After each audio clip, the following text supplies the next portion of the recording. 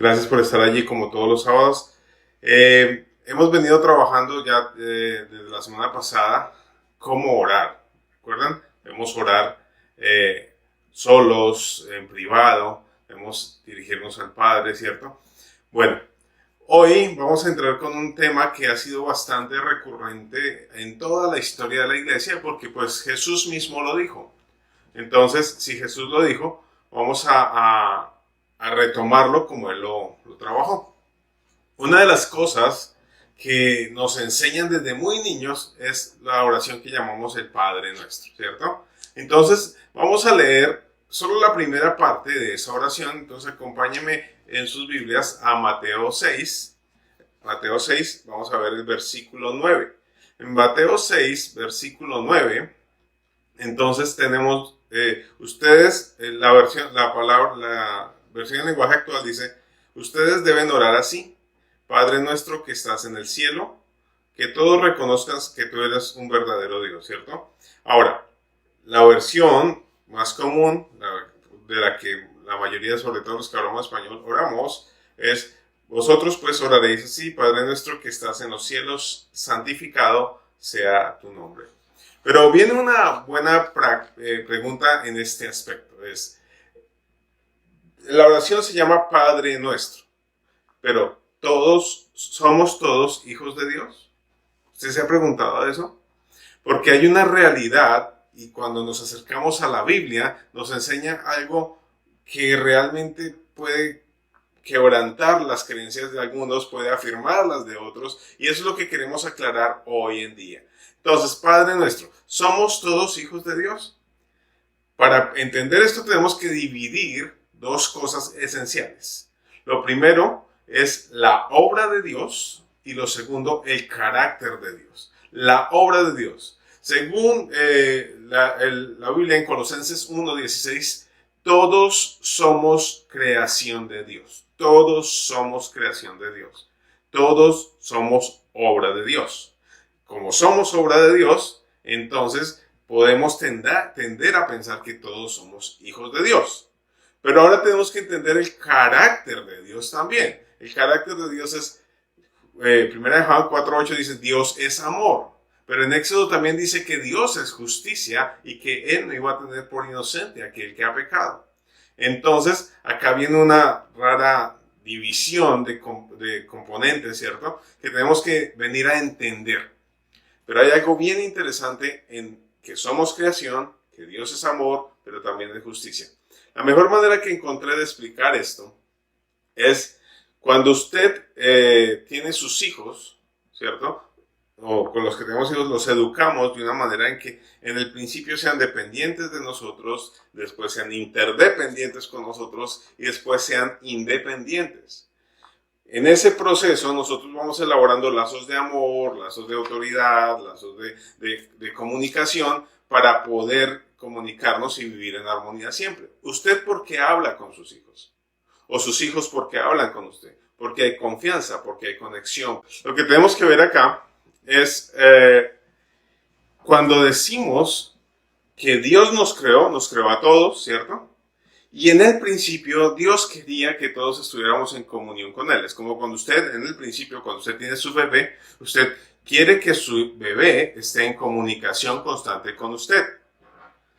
Cuando usted desea eso, usted lo desea de corazón. Ahora, ¿pasa todo el tiempo? No pasa todo el tiempo. Ahora, ¿qué pasaría si su hijo tan pronto aprende a caminar, 2, 3 años, los 18 meses, llega y dice, y hablar, y dice, papá, mamá, ¿sabe qué? A mí no me gusta cómo ustedes me están formando, a mí no me gusta lo que ustedes están haciendo, yo me voy y hago mi vida aparte. ¿Usted qué piensa que haría? Entonces, lo que ocurre con nosotros es que Dios nos dio libre albedrío como seres humanos. Usted y yo definitivamente hacemos lo que nos parece. Y como hacemos lo que nos parece, tomamos decisiones no necesariamente ceñidas a la voluntad de Dios. Un día, el ser humano decidió no seguir la comunicación y la comunión con Dios. Un día, el ser humano decidió vivir en pecado. Por eso Romanos 3 dice que todos hemos pecado y nadie va a llegar al cielo. Entonces, ¿cómo podemos hacer todo esto si realmente decidimos vivir sin comunión con Dios, pero queremos llamarnos hijos? O nos dijeron que nos llamábamos hijos. Realmente somos su creación, pero tenemos que recuperar el título de hijos. Por eso el proceso en que Dios nos dé su aceptación se llama reconciliación. Solo a través de la reconciliación podemos volver a llegar a ser hijos de nuestro Padre eterno. Puede llegarnos a llamar hijos míos. Entonces quiero que vayamos a ese versículo con el que entramos en Mateo 6, pero vamos de abajo hacia arriba. No vamos a leer del principio hacia abajo del Padre Nuestro, sino vamos a leer. Dice, la última parte de ese dice, santificado sea tu nombre, ¿cierto?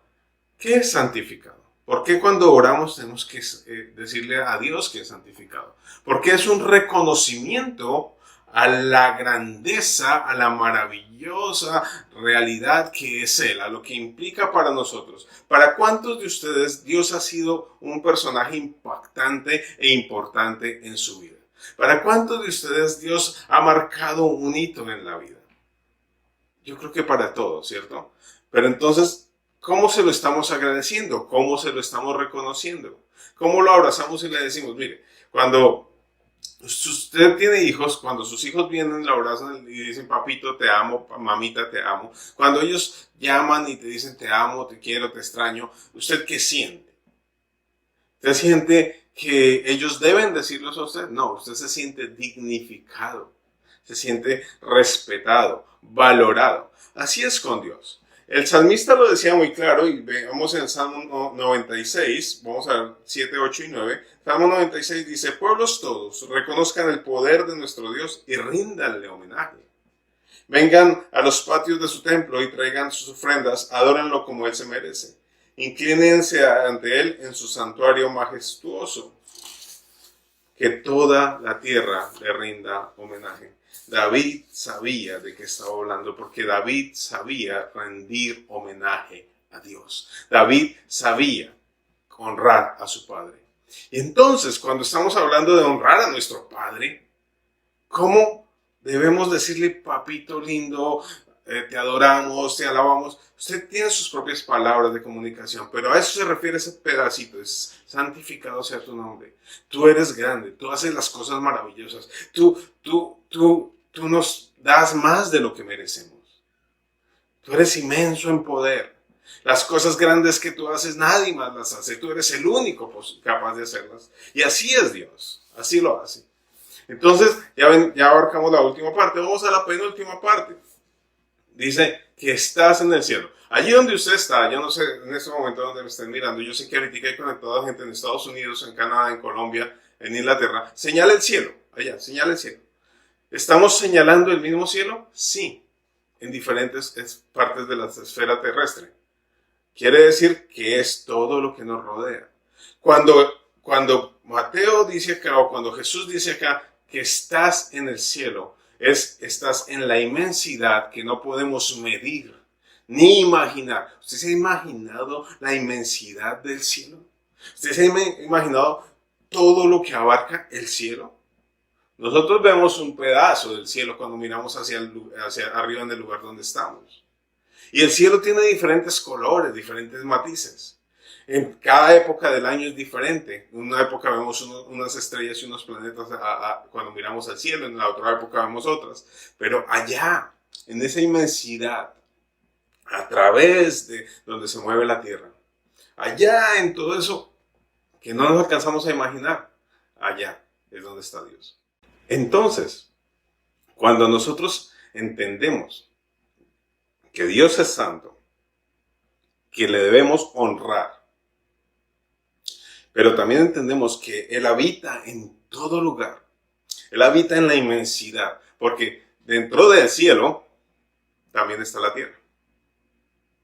Imagine usted, y vamos a hablar de teorías conspirativas, imagine usted que hubiera otro planeta poblado. Cuando esas personas señalasen al cielo, en ese planeta poblado, en ese cielo está la tierra. Quiere decir que nosotros estamos dentro de ese cielo donde Dios habita. Quiere decir que Dios está aquí, al pie suyo, al pie mío. Dios está hoy al pie suyo. Cuando usted a veces protesta y dice, Dios, ¿dónde estás? Dice, yo habito en las alabanzas de mi pueblo. Dice, yo habito en donde tú estás y atiendo cuando me llamas. Allí es donde está Dios. Allí es donde Él viene. Allí es donde Él se acerca. Y vamos a volver a retomar el Padre nuestro. ¿Cómo me gano el derecho de ser llamado hijo de Dios?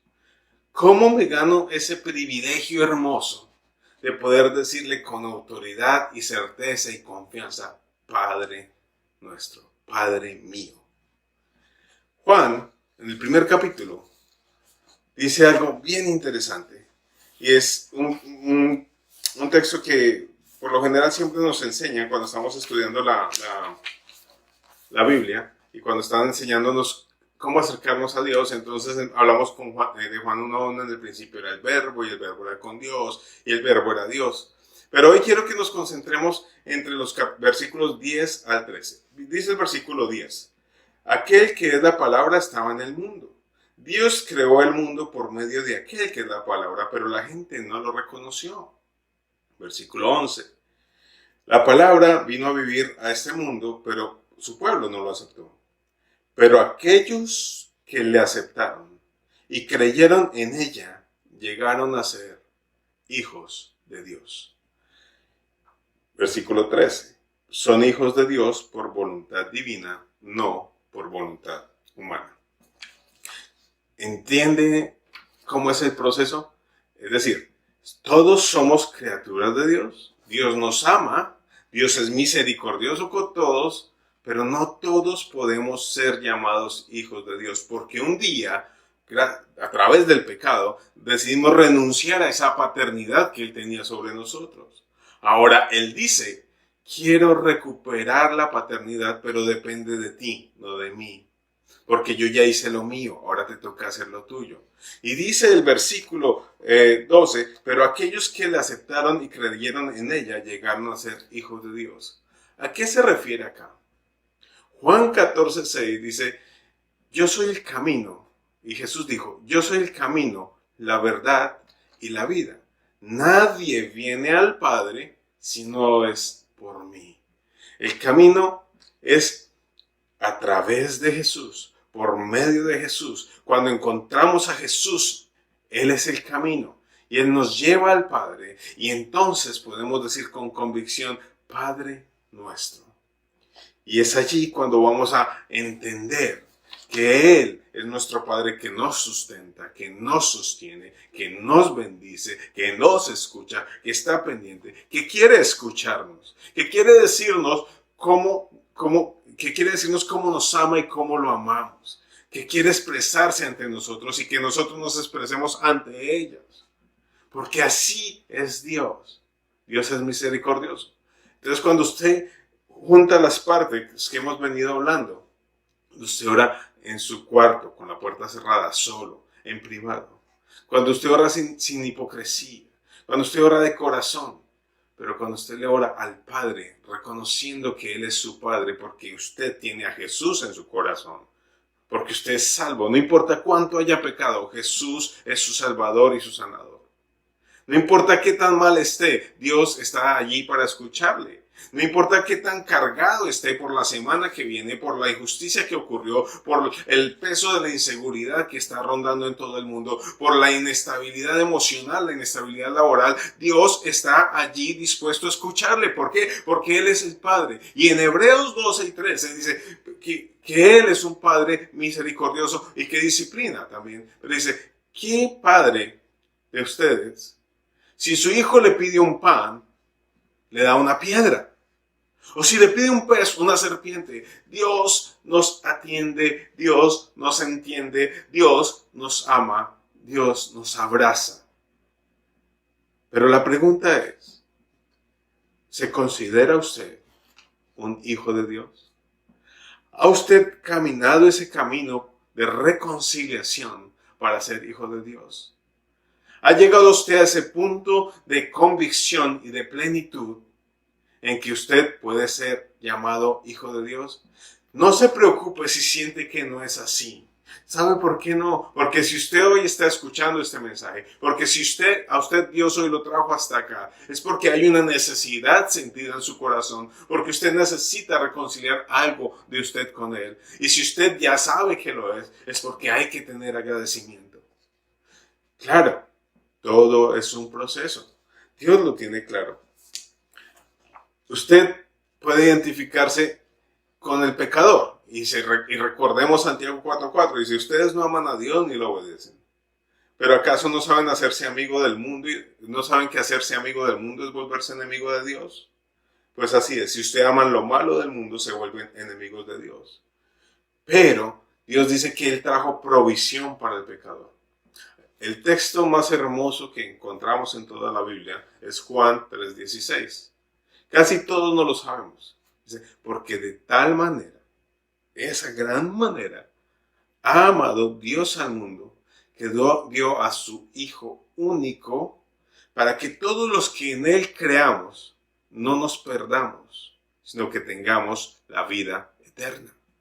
Si usted ha confesado eso, si usted lo siente en su corazón, si usted vive que Jesús es su Señor y su Salvador, no solo se ha reconciliado con el Padre y puede ser llamado hijo, sino que usted se vuelve enemigo del mundo, de las cosas pecaminosas, de lo que lo aleja de Dios. ¿Sabe? A veces tildamos de pecaminoso las cosas muy marcadas como pecado, como el sexo desordenado, las borracheras, las cosas así. Y sí lo son. Pero a veces hay pecados tan sencillos como la falta de perdón, la falta de comunión en la familia, la falta de aceptación, el orgullo, la ira. Cuando usted quiera una lista de una de las cosas que Dios aborrece, váyase a Galatas 5 y allí va a encontrar las obras de la carne, celos, contiendas, idolatrías, borracheras, lujurias, todo esto lo va a encontrar allí.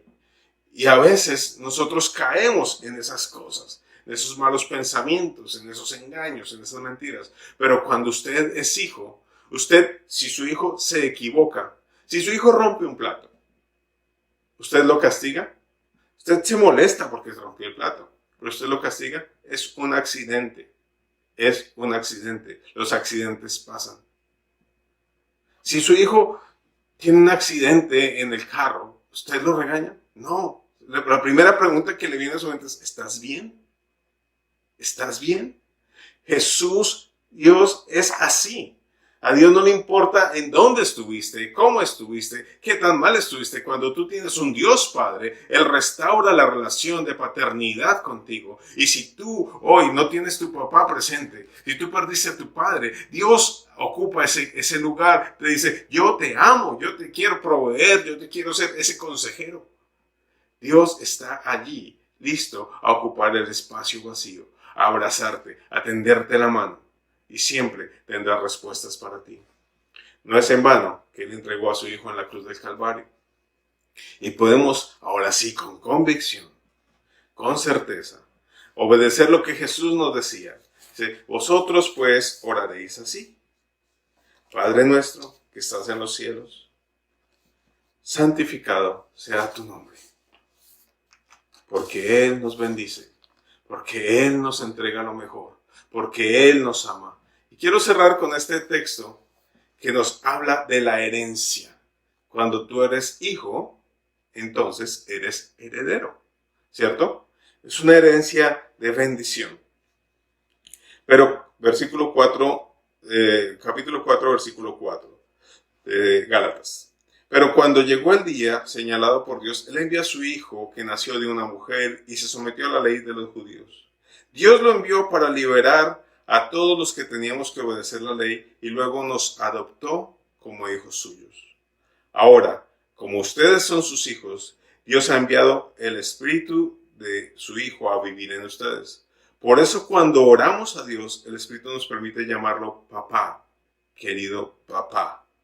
Ustedes ya no son como esclavos de cualquier familia, sino que son hijos de Dios. Y como sus hijos, gracias a Él, tienen derecho a recibir su herencia. Como hijos de Dios, tenemos